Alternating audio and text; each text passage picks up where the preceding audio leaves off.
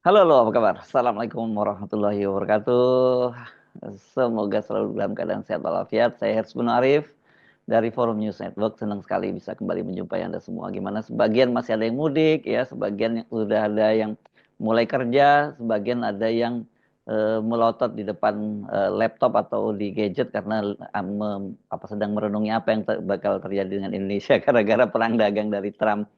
Seperti biasa saya ajak Anda untuk ngobrolin soal ini. Dari sisi analisisnya ya, apa yang dampaknya terhadap pemerintah, terhadap ekonomi Indonesia dan bagaimana respon pemerintah. Saya jangan bergabung dengan ekonom dari Universitas Paramadina, Wijayanto Samirin. Assalamualaikum, Mas Wija. Waalaikumsalam warahmatullahi wabarakatuh, Mas Ya. Hersu. Kalau lihat wajah Anda, kelihatannya nggak ada ya persoalan nih kelihatannya ya. Ya, karena sedang di Jogja, Oh, oke. mudik. Jadi Mudik. saat mudik itu semua permasalahan hilang. Ditaruh, Yang dilepas dulu ada, ya, ditaruh dulu nanti begitu balik ke Jakarta baru kembalian itu persoalan. Oke, tapi betul. ini cukup serius ya, apalagi kalau saya melihat respon dari pemerintah itu agak tergagap gitu, karena kemarin katanya mau akan ada jumpa pers, Pak. Menko Hmm. Erlangga dan Ibu Sri Mulyani Badan Menlu, tapi ternyata kemudian tidak jadi itu muncul, dan yang ada itu respon dari Kementerian Luar Negeri melalui siaran persnya yang terkesan itu kemudian ya menyerahkan sepenuhnya kepada Malaysia sebagai ketua ASEAN sekarang untuk responnya. Dan ada lagi satu dari kantor komunikasi presiden yang katanya gebrakan dari Presiden Prabowo, ada 3 gebrakan. Tapi seperti biasa saya kalau yang memberikan penjelasan kantor komunikasi presiden itu saya nggak anggap itu official gitu ya, karena dia sebenarnya sama juga seperti wartawan lain, cuma nguping-nguping, nggak ada dapat akses langsung dari Pak Prabowo gitu. Ya, ya. Ya, saya melihat memang ada kesan pemerintah kurang siap. Mhm. Padahal ini sudah bisa diprediksi begitu Trump terpilih, gitu Yes. kan? Mhm. Dan pengumuman awal April ini juga sudah apa kita semua tahu Mau beberapa tahu ya. bulan yang lalu gitu ya. Jadi idealnya seharusnya pemerintah sudah menyiapkan antisipasi begitu diumumkan Hmm. segera merespon. Hmm. Nah, tetapi begini juga Mas Hersu, menunda lebih baik daripada cepat tetapi salah. Oke. Nah, ini informasi yang sangat sensitif. Hmm. Kita berbicara tentang hal yang sangat penting bagi ekonomi kita. Hmm. Dan di seberang sana adalah Amerika Serikat Hmm. yang dipimpin oleh Trump. Dan yang ya, Hmm. presiden yang Hmm. unik ya, yang Hmm. bisa mengambil keputusan dengan cepat, impulsif begitu ya. Hmm. Jadi memang respon kita harus terukur, jangan sampai ini membuat Amerika marah, Hmm. Trump marah. Ini bisa mengeluarkan kebijakan apa saja. Enggak. Saya juga melihat apa press release-nya Kemenlu. Hmm. Saya melihatnya ini positif, tetapi dari sisi substansi terlalu netral. Ya, ya. Jadi sifatnya hanya mengupdate saja, gitu ya. Sikap kita belum terlalu jelas. Hmm. Bahkan saya ingin memberi catatan karena berdasarkan press release tersebut, Hmm. seolah-olah kita akan mengedepankan peran ASEAN. Ya, ya, ya. Padahal ASEAN ini dalam sejarahnya kita paham kalau untuk peacemaker Hmm. internal bagus, Hmm. membangun harmoni sesama anggota bagus. Hmm. Hmm. Tetapi ketika ini digunakan sebagai alat untuk berjuang, Hmm. bertarung di luar, itu Hmm. tidak efektif. Ya, ya, ya. Karena harus ada kata mufakat, ada ewo pakewo, perbedaan kepentingan yang nyata. Hmm. Terus terang, dalam situasi seperti sekarang ini, Malaysia dan Singapura sangat menikmati. Malaysia, Hmm. Singapura, Filipina. Karena Hmm. resiprokal tarif yang mereka terima Hmm. relatif jauh lebih rendah daripada negara-negara yang lain. Hmm. Hmm. Eh, dan kalau kita ingin bergerak menggunakan flagship ASEAN, Indonesia seperti harus menggendong beberapa negara lain Hmm. yang kena tarif lebih tinggi, misalnya Vietnam, Hmm. Kamboja, Hmm. kemudian Laos, Thailand, gitu ya. Thailand, ya, ya. Hmm. Ya, makanya selain bergerak menggunakan ASEAN, kita juga harus proaktif menggunakan jalur yang kita miliki sendiri, walaupun kita tahu kita nggak punya lobbyist yang kuat di sana. Ya, bargaining juga nggak punya, ya kita juga ya, Bang. Ya, dan saya juga melihat apa yang dilakukan Trump ini sebenarnya alasan dan motivasinya tidak masalah dagang gitu. Mm-mm, Jadi kalau kita bernegosiasi menggunakan pendekatan negosiasi dagang, mm-mm, international trade, belum tentu efektif. Kita tahulah bagaimana Perdana Menteri India Modi itu berkunjung ke sana, kemudian melakukan berbagai gestur positif, mm-mm, misalnya menolak dedolarisasi mm-mm, BRICS mm-mm, dan lain sebagainya. Kemudian kita tahu India ini adalah negara dengan lobby terkuat di Amerika, di Washington mm-mm, DC, kedua setelah Israel. mm-mm, Gagal, ya, dicuekin oleh Trump, dikenakan resiprokal tarif yang justru sangat tinggi. mm, Vietnam sama saja, Korea Selatan sama saja. Jadi boleh kita mencoba untuk menggunakan pendekatan diplomasi dan negosiasi, tapi dalam konteks ini saya rasa chance untuk membuat Trump bergerak bergeser itu sangat kecil. oke. Karena motivasi bagi Trump adalah survival bagi negaranya, Mas Mm, Hersu. Masalah mm, menghindari krisis fiskal sebenarnya. mm.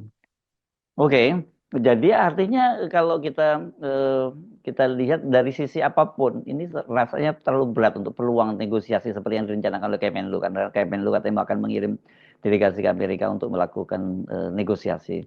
Bagi Trump, sekarang ini kalau soal negosiasi bukan bukan negosiasi, gua dapat apa dari lu? Itu kan sekarang cara berpikir dia kan seperti itu ya. Iya.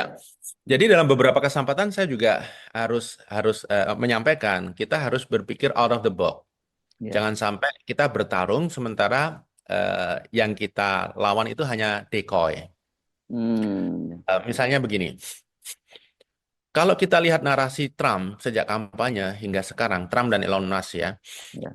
benang merah dari seluruh narasi itu adalah mereka khawatir Amerika akan bangkrut. Oke. Mereka mengalami defisit fiskal yang luar biasa, jauh lebih parah daripada Indonesia. Mhm. Kalau kita berada di angka 3% PDB, mereka sekarang ini 6,2% PDB. Hmm. Bahkan beberapa tahun belakang di bawah Biden itu bisa 14%, 11% PDB. Dan kalau ini berlangsung terus, tahun 2034 hutangnya melejit dan kebangkrutan fiskal sudah di depan mata. Ya. Nah, saya melihat benang merahnya adalah menyelamatkan fiskal. Tetapi kan begini, Mas Hersu, Trump tidak mungkin menarikkan tarif pajak Ya, ya. Itu karena ya. filosofi Republik ya. Partai Republik Ya, ya ya. itu Hmm. adalah small government, Mm, mm, artinya pajak kecil, gitu ya. Kalau dinaikkan itu keluar pada dari garis partai mm, dan itu membuat kemarahan masyarakat luar biasa. mm, mm, Nah, makanya yang diambil Trump adalah menaikkan tarif.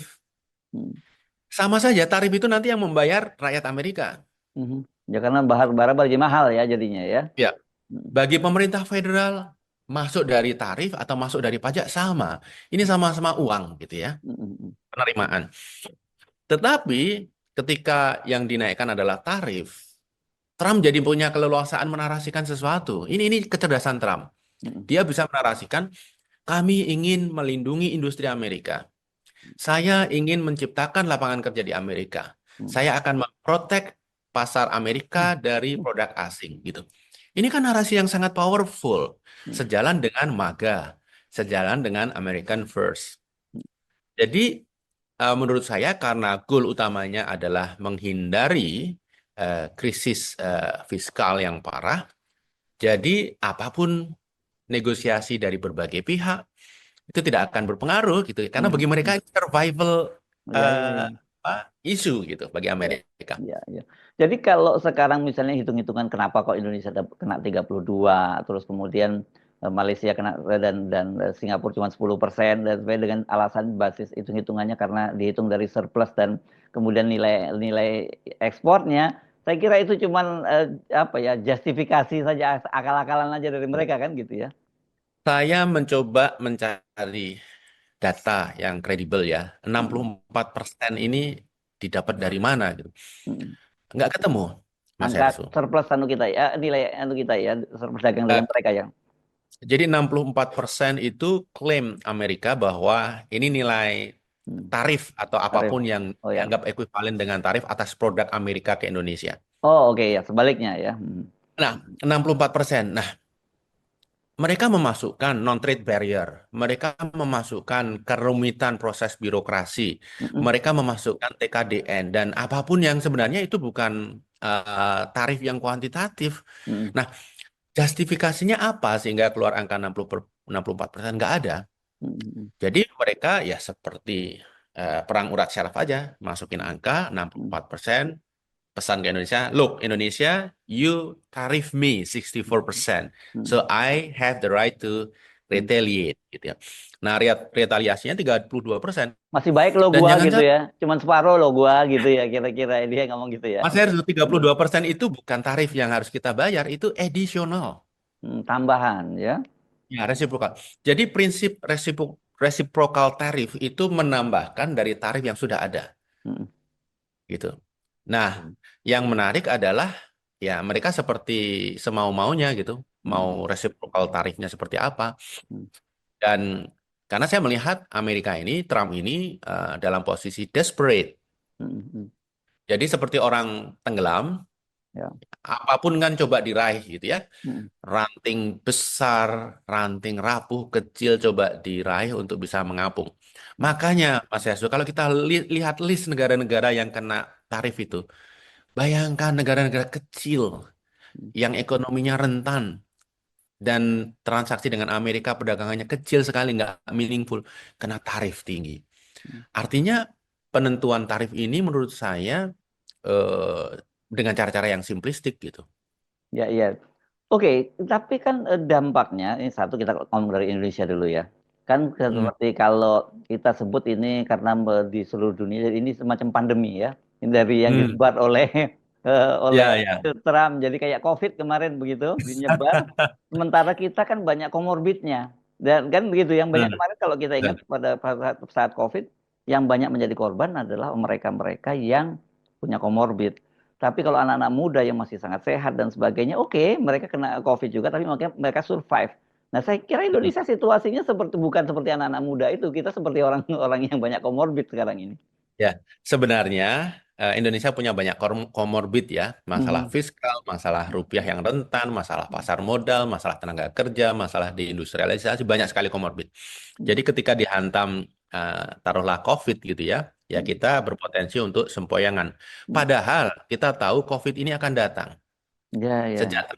terpilih. Mhm. Cuman kita tidak menyiapkan antisipasi. Kita tahu antisipasinya harus seperti apa. Kita tahu sudah ada vaksin, kita tahu obat-obatannya, tapi sayangnya kita lupa Mhm. untuk minumnya. Kita asik bermain-main dengan hal-hal yang lain gitu, politik Ya, dalam negeri, ya. undang-undang TNI, dan antara dan lain sebagainya. Itu membuat kita lupa untuk urusan yang sangat penting ini. Oke. Nah, tapi sesungguhnya juga tadi Anda menyinggung kan ini situasi Amerika juga parah ya karena dan dampaknya juga akan menghantam rakyat Amerika dengan pintu yang berbeda. Kalau gitu ya dipindah aja pintunya sama Trump sebenarnya sama-sama sama masuk. Tapi ini kan saya membaca misalnya di CNBC yang menyebutkan ini ya CNBC yang menyebutkan ini dampaknya akan mendorong resesi bukan hanya di Amerika tapi secara global termasuk juga Indonesia. Iya, saya rasa ini akan mungkin sekali terjadi. Tapi kita juga harus ingat, sebenarnya resesi itu sangat light ya. Itu kan hanya ketika ekonomi melambat 2 kuartal Hmm. berturut-turut gitu ya. Hmm. Hmm. Dan dalam banyak kesempatan ya sepanjang hidup kita, kita itu mengalami resesi berkali-kali Hmm. global gitu ya. Hmm. Bahkan Indonesia gitu ya. Menurut saya resesi itu sangat mungkin terjadi. Pertama karena semua orang sedang bingung mengkalibrasi Hmm. wait and see. Ketika semua wait and see, apakah ini terkait dengan trade, apakah ini terkait dengan investasi, maka aktivitas ekonomi akan melambat, begitu ya. Hmm. Nah, memang Amerika ini agak pragmatis dan curang, gitu ya. Dia punya masalah, solusinya adalah menyebar masalah itu ke seluruh dunia, gitu, Hmm. Hmm. ditanggung Hmm. rame-rame, gitu Hmm. ya, Hmm. secara unilateral.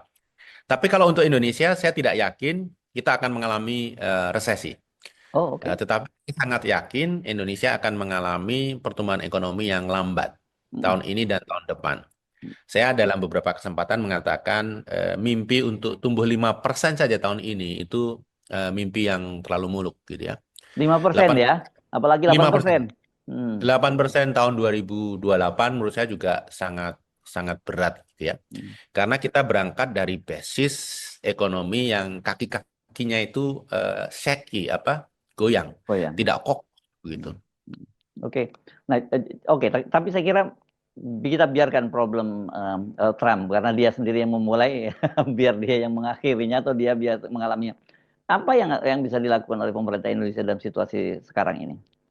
Ya, ada banyak hal yang bisa kita pemerintah lakukan ya. Tetapi sebenarnya begini, dampak bagi Indonesia yang harus diantisipasi adalah ketika ekspor kita ke Amerika sedikit Hmm. terganggu, sedikit saja terganggu, Hmm. maka ini akan berdampak pada sektor manufacture kita. Karena ekspor kita ke Amerika itu produk-produk manufacture yang eh, labor intensive. Hmm. Misalnya eh, produk karet, ban, gitu ya, kemudian elektronik, Hmm. produk listrik, kemudian ada CPO, begitu ya, ada tekstil, produk tekstil, sepatu. Ini labor intensif semua gitu. Hmm. Nah, Oh.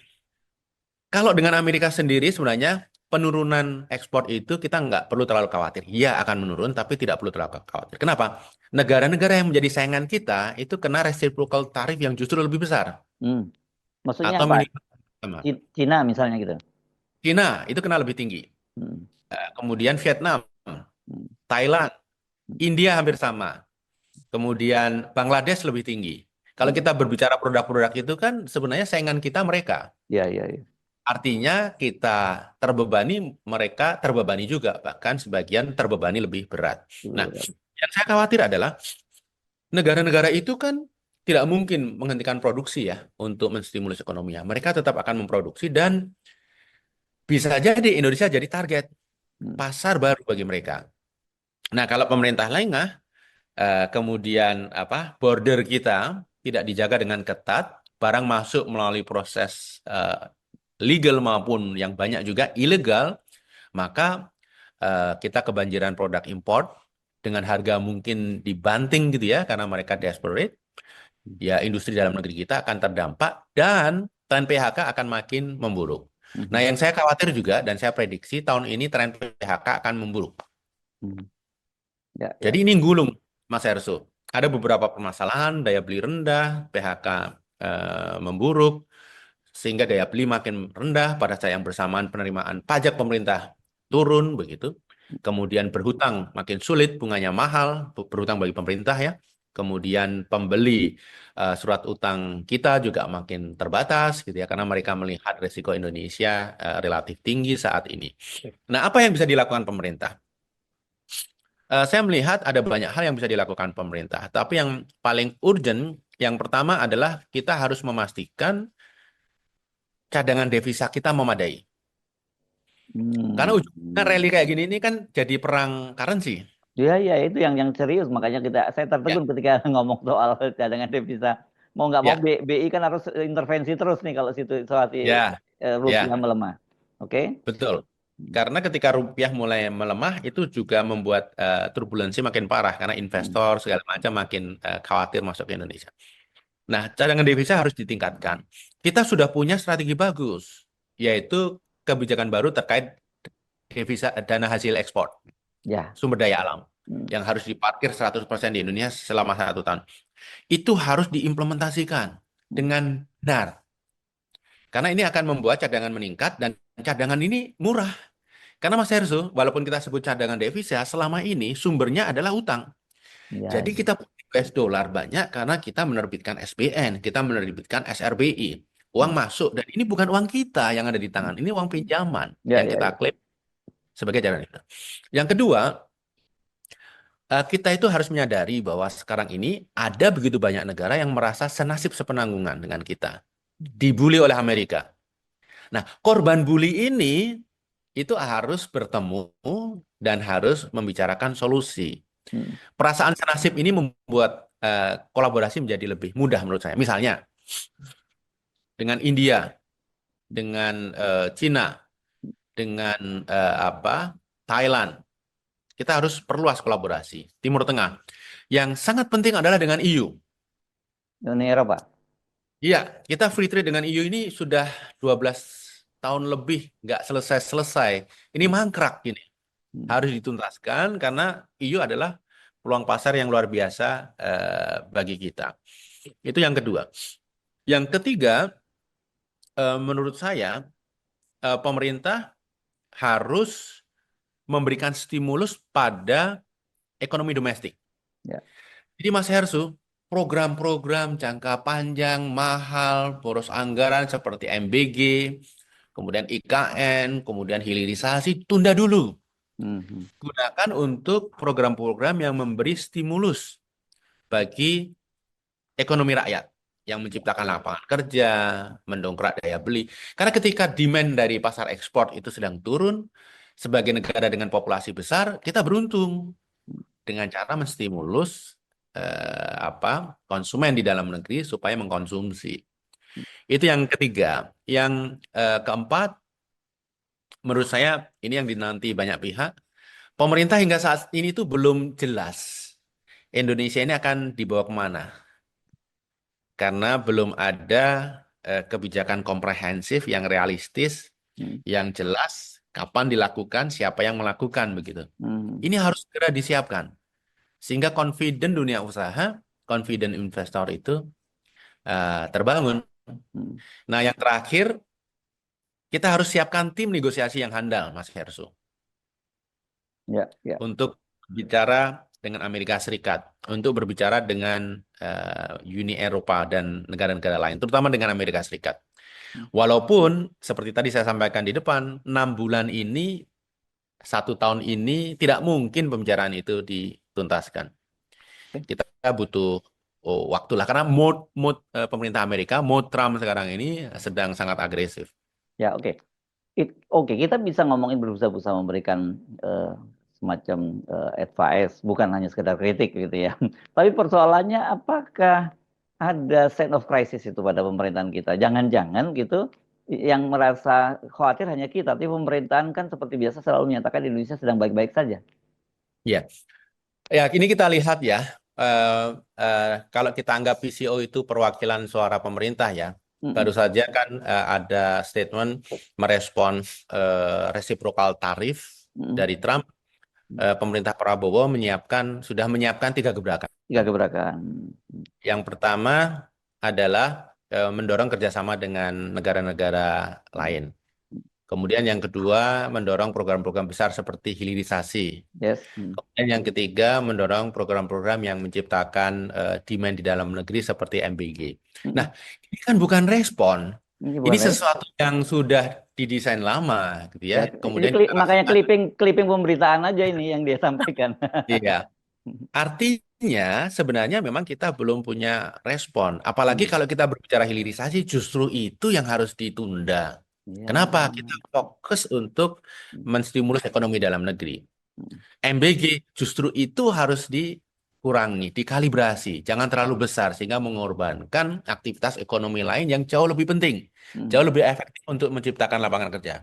Hmm. Mas Hersu, efisiensi anggaran birokrasi dengan eh, melarang memangkas habis biaya meeting, perjalanan dinas, Betul. itu sangat berpengaruh bagi aktivitas bisnis di banyak daerah.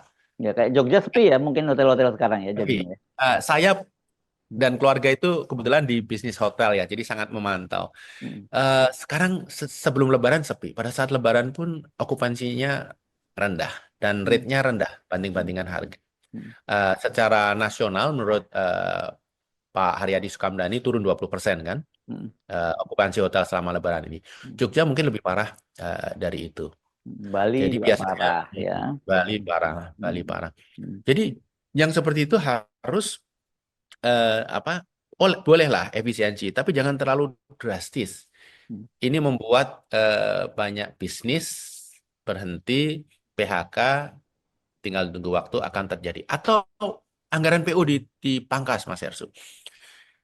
Teman-teman saya banyak yang kontraktor, banyak yang vendor. Karena S1 saya teknik sipil ya. Jadi banyak teman-teman yang bekerja di sektor itu. Termasuk di karya-karya. Mereka suffer. nggak ada project, ada Hmm. ribuan, puluhan ribu vendor, Hmm. itu tiba-tiba berhenti Hmm. bergerak, kontraktor berhenti bergerak. Hmm. Dan impactnya ratusan ribu bahkan jutaan tukang tenaga kerja itu Hmm. sekarang jadi jobless gitu ya. Nah, Hmm. insentif daripada habis-habisan di MBG seharusnya dibagikan ke Kementerian PUPR sebagian Hmm. resourcesnya. Hmm. Kemudian dibagikan ke berbagai kementerian untuk tetap boleh perjalanan dinas dan apa melakukan meetings di luar gitu. Karena birokrasi itu di mana-mana nggak efisien, Mas. Hmm. Hmm. Tapi inefisiensi birokrasi itu yang terkadang justru meng-create aktivitas bisnis. Kalau kita ingin efisien ya sudah, birokrasi diserahkan kepada pihak ketiga, outsourcing aja ke private Outsourcing. sector. Iya, iya, iya, iya, iya. Ya, betul. Jadi ini kelihatannya bukan apa ya? Kalau kemarin istilahnya apa sih restrukturisasi atau apa? Saya kira ini relaksasi ya soal efisiensi anggaran yang harus dilakukan gitu ya. Ya, relaksasi. Gini, kalau ngerem ya bolehlah mengurangi Hmm. kecepatan, tapi jangan mendadak gitu ya. Ini Ya, bisa ya, menyebabkan tabrakan beruntun gitu kalau di jalan tol. ya. Oke, tapi situasinya sekarang ini kalau dengan bisnis as usual seperti yang terjadi sekarang karena kelihatannya misalnya kalau saran Anda tadi terutama misalnya seperti MBG gitu ya. Itu kan jadi proyek andalan Pak Harto yang Pak Prabowo yang at all cost dilakukan gitu kelihatannya. Jadi agak sulit kita minta untuk direlaksasi. Begitu juga soal Danantara dan sebagainya kalau sudah melibatkan banyak sekali tokoh-tokoh dari dunia internasional kalau kemudian kita lakukan lagi relaksasi kan juga rasanya nggak mungkin. Nah, eh, apa yang akan terjadi dengan situasi semacam itu? Saya rasa kalau narasinya adalah ini nggak mungkin direvisi, ini nggak Hmm. mungkin Hmm. dipangkas, Hmm. ini saya khawatir ada disconnect antara para pengambil kebijakan dengan realita. Oke. Realita sudah separah ini, kemudian mereka mempunyai proyek-proyek menara gading yang harus dipertahankan. Ini kan Hmm. tidak Hmm. Ini ya. berpikir Ini bentuk first thing lain ya first. sebenarnya bentuk lain dari proyek-proyek mercusuar tapi dalam bentuk yang Oh, berbeda gitu ya. Ya.